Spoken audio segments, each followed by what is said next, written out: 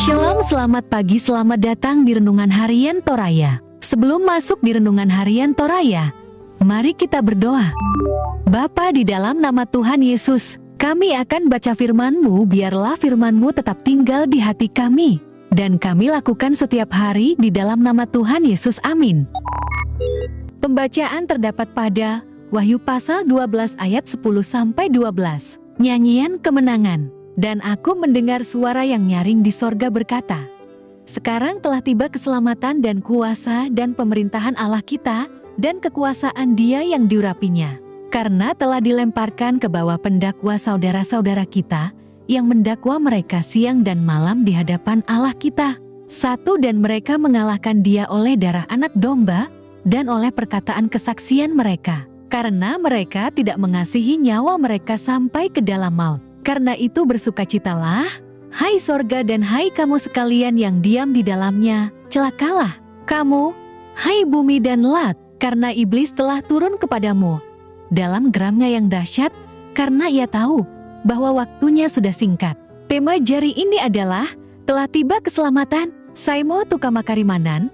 Tuhan itu baik, teramat baik bagi kita yang berdosa ini. Karena kutuk dosa Edem, sesungguhnya kita telah terhilang seutuhnya dari hadirat Allah. Mati seutuhnya, dosa telah menjadi bagian yang tidak terpisahkan.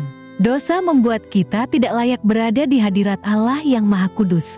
Dosa telah membuat kita menjadi seteru Allah. Dosa telah menjadi jalan bagi iblis untuk terus mengekang kita dalam kuasanya. Kita terus berada dalam tuntutan dan dakwaan iblis. Iblis tahu bahwa kutuk dosa tersebut tidak dapat dihapuskan dengan kurban darah apapun kecuali darah manusia yang suci dan tidak bernoda.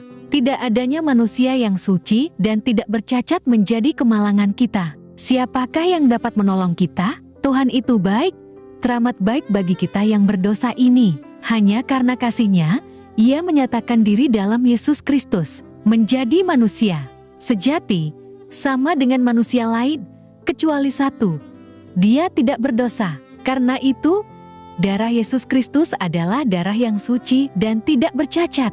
Darah suci itu, darah anak domba, dicurahkan untuk menebus kita dari dakwaan iblis. Ayat ke-11, kemalangan kita terpecahkan, kutuk dosa berakhir sudah. Tuntutan iblis telah kehilangan karena darah suci yang dicurahkan itu telah memenangkan kita di hadapan Allah. Dalam darahnya, kita menjadi orang-orang yang dibenarkan. Kita dilayakkan untuk masuk ke hadirat Allah yang Maha Kudus. Kita bukan lagi seteru Allah, karena Yesus Kristus telah menjadi jalan pendamaian. Tuhan itu baik dan telah menyatakan keselamatan. Sekalipun iblis masuk ke dalam dunia dan terus menggeram, dahsyat, ia tidak dapat menyentuh orang-orang yang telah dimenangkan oleh darah Kristus dan melalui kesaksian para martir. Kita memang masih dalam dunia, tetapi kita adalah warga kerajaan sorga. Kebangkitan Yesus Kristus menjadi kemenangan atas maut dan kuasa iblis. Iblis telah dilemparkan.